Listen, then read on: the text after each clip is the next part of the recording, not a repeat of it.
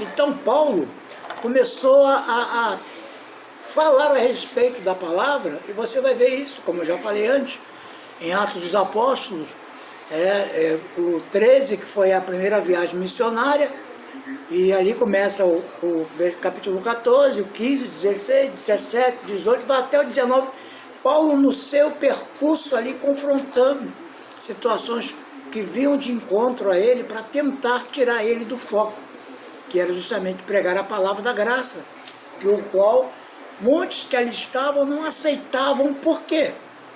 Porque eles não queriam perder, não queriam se dobrar, saberiam que se porventura viessem a aceitar a palavra que o qual Paulo estava trazendo para aquela região, trariam para estes homens que o qual se levantaram como invejosos, homens que tentavam de tudo atrapalhar.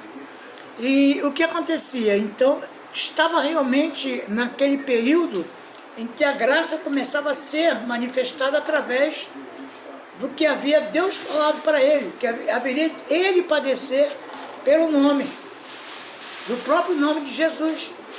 Paulo, então, de perseguidor, ele passou a ser perseguido.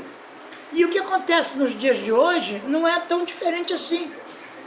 Então, ele mesmo se colocando nessa condição de um homem conhecedor, homem criado aos pés de Gamaliel, conhecedor, instruído, sabedor de toda aquela, vamos dizer assim, a tradição, né, do que se refere-se à própria palavra, trazia, na verdade, ele o conhecimento sobre o que era de fato para ser feito.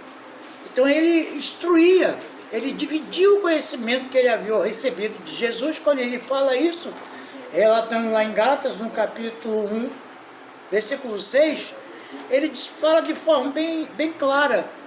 Diz assim, Paulo, apóstolo, não da parte de homens, nem por intermédio de qualquer ser humano, mas por Jesus Cristo, por Deus Pai que o ressuscitou dos mortos. O que aconteceu então? Aquele momento ali, ele mostrou aos irmãos da Galácia, os Gálatas, em que ele havia, na verdade, recebido diretamente de Deus a revelação da palavra. E ele diz ainda mais, a todos vos graça e paz, versículo 3, do nosso Pai e do Senhor Jesus Cristo, que se entregou voluntariamente pelos nossos pecados, a fim de nos resgatar deste atual e perverso sistema mundial, segundo a vontade do nosso Pai, a quem seja dada a glória pelos séculos dos séculos. Amém. Estou chocado, diz Paulo, de que estejais vos desviando tão depressa daquele que vos chamou pela graça de Cristo para seguirem outro evangelho, que na verdade não é outro evangelho. O que acontece é que algumas pessoas vos estão confundindo com o objetivo de corromper o evangelho de Cristo. Contudo, ainda que nós, ou mesmo um anjo do céu, ou dos céus, vamos dizer assim, vos anuncie um evangelho diferente do que já vos pregamos, seja considerado maldito, anátema. Conforme já vos revelei, antes declaro uma vez mais, qualquer pessoa que vos pregar um evangelho diferente daquele que já recebeste, seja amaldiçoado. Porventura procurei eu agradar agora a homens, do louvor dos homens, ou a aprovação de Deus? Eu estou tentando ser apenas agradável às pessoas. Se estivesse buscando agradar aos homens, não seria servo de Cristo. Caros irmãos, quero que saibais que o evangelho que por mim ensinado ou anunciado não é de origem humana, porquanto não recebi de pessoa alguma e nem me foi doutrinado, ao contrário, eu recebi diretamente de Jesus Cristo por revelação. Aí está. Quando ele fala aqui que não é outro um evangelho, e alguns que tentam persuadir e convencer, é o que aconteceu com ele nessas passagens de Atos dos Apóstolos, em que ele pregava. Chega um ponto, irmãos, em que ele precisou sair, porque não tinha mais um ambiente favorável para que ele pudesse falar a palavra, e as pessoas que ali estavam, que se deixavam se contaminar, Chegou um ponto que Paulo chegou e falou assim, olha, eu não tenho mais o que falar aqui, porque eu já tinha que falar, tudo que eu já tinha que falar, eu já falei. Entendeu? Quem crê e for batizado, vai ser salvo, irmão. Quem não crê já está condenado. Foi o que o Paulo quis dizer. O próprio Jesus falou sobre isso. Então, quando Jesus também, ele fala-se a respeito do conhecimento que os homens trancaram com chaves, o conhecimento, Jesus foi bem claro quando fala-se a respeito disso. E Paulo dizendo a respeito dessas passagens, em que Atos dos Apóstolos ele vem trazendo certas, vamos dizer assim, desconfortos no ministério dele, em que ele realmente precisou tomar uma atitude. Ou seja, não tinha como dar continuidade.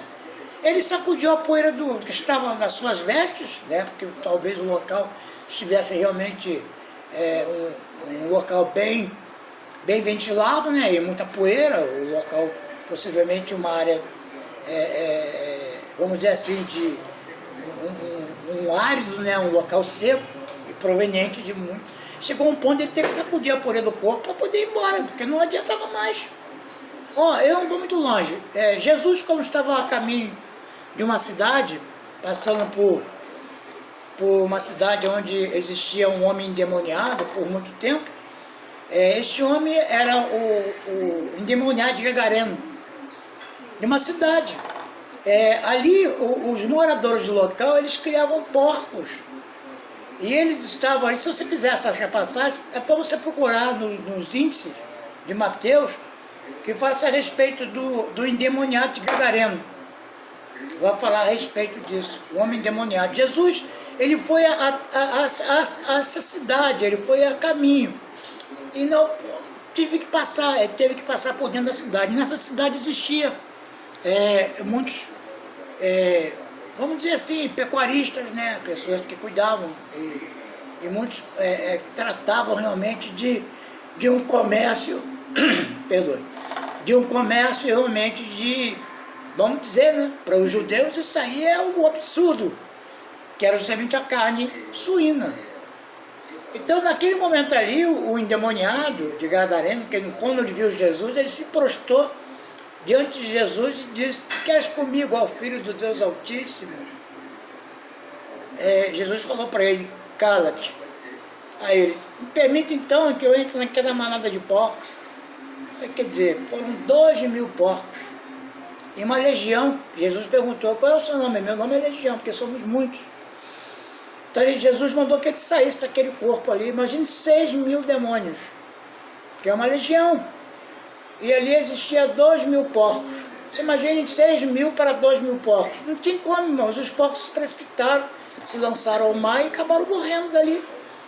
Então quem estava ali na hora viu a cena. E esse que estava ali, que era talvez um dos proprietários, ou até mesmo um servo, saiu correndo para avisar a cidade o que tinha ocorrido, que o homem que era endemoniado já estava curado, já não tinha mais as manifestações do espírito maligno sobre a vida dele. E ele chegou a um ponto, devido ao estado em que ele se encontrava, ele foi assim, de forma visível a todos da cidade. E os que estavam na cidade, preocupados com o que tinha ocorrido, achavam eles que Jesus faria a mesma coisa. Você imagina a cidade, vamos dizer assim, a renda per capita era a venda de porcos, de carne suína. E é onde realmente eles lucravam e muito. Então essa pessoa que tinha essa criação de 2.000 porcos, teve uma perda significativa, financeiramente falando. Então alguns se reuniram e pediram para que Jesus fosse embora e não entrasse na cidade. Jesus falou: tá bom. Foi embora.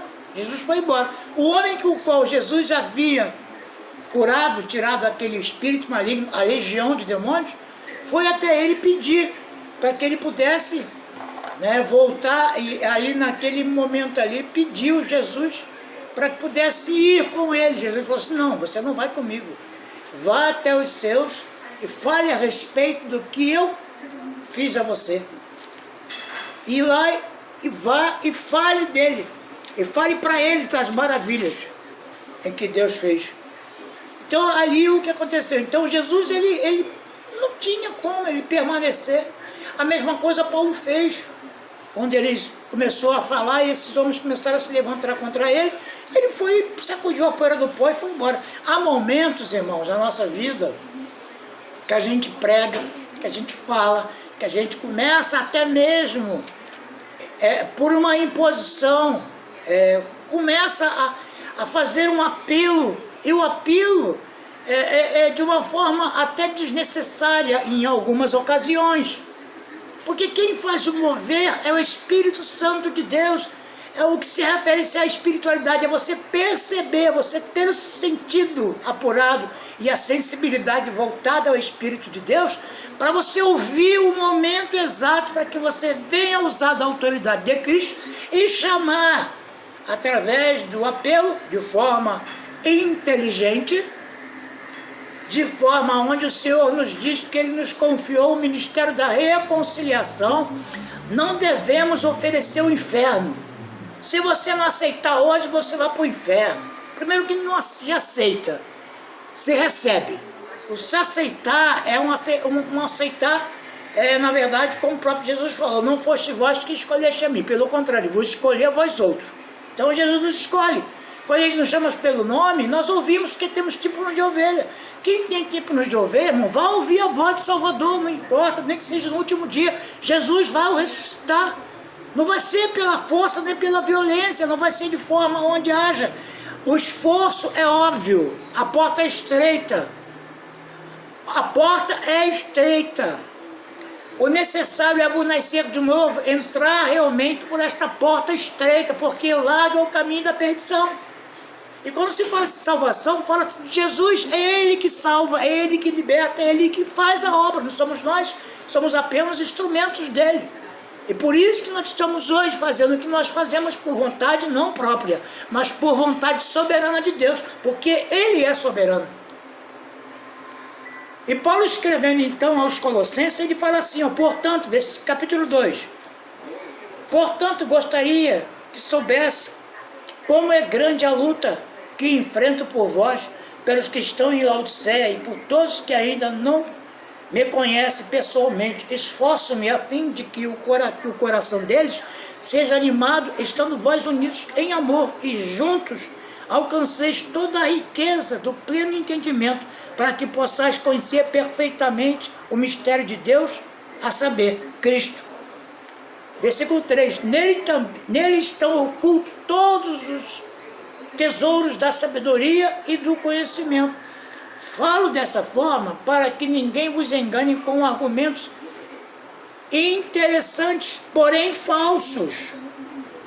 Versículo 5, porquanto, apesar de estar fisicamente distante de vós, estou convosco em espírito e me sinto feliz ao verificar que estáis vivendo em plena ordem e como estáis firme a vossa fé em Cristo. Então Paulo, ele escrevendo a carta aos Colossenses, ele retrata uma palavra que era a palavra que ele, mesmo não estando presente fisicamente, mas ele estava em espírito, pedindo sempre em oração a Deus para que Deus iluminasse os olhos dos Colossenses para que eles pudessem ver o que era, na verdade, o Evangelho da Graça. Então, quando ele fala aqui, e nele, em Deus, em Cristo, está o que? Oculto todos os tesouros da sabedoria e do conhecimento. Então, se Deus revelou ao apóstolo Paulo, por graça, não por merecimento, mas por vontade soberana de Deus, lembra que ele falou, não é outro evangelho. Mas tem alguns que ainda tentam, né, difamar, falar mal daquilo que não conhece, irmãos. Se conhecesse de fato, não faria o que fazem. Aí eu te pergunto, Jesus Cristo é o teu Senhor? Pois o meu, com certeza. Não há dúvida. Ele é o meu único, suficiente Salvador. A Ele seja dada a honra, a glória e o louvor. Na verdade, irmão, não é preciso que viesse um anjo do céu anunciando outro evangelho que na verdade muitos não conhecem, que esse evangelho parece ser diferente para alguns, mas é na verdade um evangelho que que seria onde o homem, na verdade, tomasse a decisão de fazer, né, ou ajudar a Deus na obra. Não, a obra está pronta. Nós temos apenas aqui nos aperfeiçoar para nos enquadrar nas vontades soberanas de Deus. Não é pelas nossas vontades, mas pelas vontades soberanas de Deus. Todas as vezes que ouço alguém lançando sobre a igreja palavras de insensatez, sendo imprudente em suas próprias opiniões e posicionamento, colocando a igreja que foi resgatada por Jesus a um preceito onde se cria suas próprias regras e se esquece, sendo que quem pagou o preço foi ele, Jesus. Colossenses 2, como eu já havia lido, do capítulo 4, do capítulo 2, do versículo 4, que nós podemos ler aqui adiante, diz assim a palavra: falo dessa forma para que ninguém vos engane com argumentos interessantes, porém falsos. Argumentos interessantes, porém falsos. O que é argumentos interessantes? Irmãos, quando nós estamos há um tempo preso em nosso próprio entendimento, ao homem natural que não compreende as coisas de Deus, porque as coisas de Deus, elas são espirituais, e o homem natural, o homem carnal, não a compreende, porque não tem um discernimento, não sabe o que é. O que é a verdade? A verdade é a que liberta, porém alguns ainda estão presos à mentira. Vivem uma vida dissimulada, uma vida falsa. Mente, falam mentiras, não se dobram às verdades, colocam os seus próprios pensamentos como se fossem os pensamentos de Deus. Todos os dias eu peço, Senhor, que os meus pensamentos não sejam os meus, mas que sejam os teus. É um confronto, irmão, diário. Se eu disser para vocês que isso não acontece comigo, eu vou estar mentindo. É todos os dias. Todos os dias é um confronto verbal. Todos os dias é um ajuste daqui, um ajuste dali. É mostrando onde estão os erros. Agora, saber se vai ser aceito ou não sou eu. É o Espírito Santo de Deus que vai convencer o homem. É o Espírito Santo de Deus que vai dar o entendimento para que ele possa melhorar nas suas atitudes, para que ele possa tomar realmente o rumo certo, o correto, que é crescimento, que é o que se repete a palavra, crescer na graça e no conhecimento. Em versículo 6, dando continuidade à leitura, sendo assim, Colossenses 2, versículo 6, sendo assim, da mesma forma como recebeste a Cristo Jesus, o Senhor também andai nele.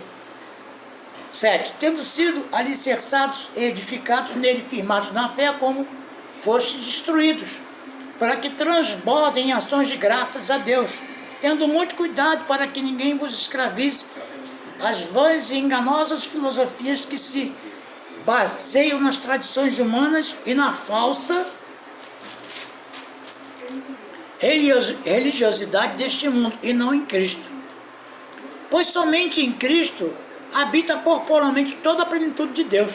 Versículo 10. Assim como em Cristo estáis aperfeiçoados, ele é o cabeça de todo poder e autoridade. Nele também fostes circuncidados, não por intermédio de mãos humanas, mas com a circuncisão feita por Cristo, que é o despojar da carne pecaminosa.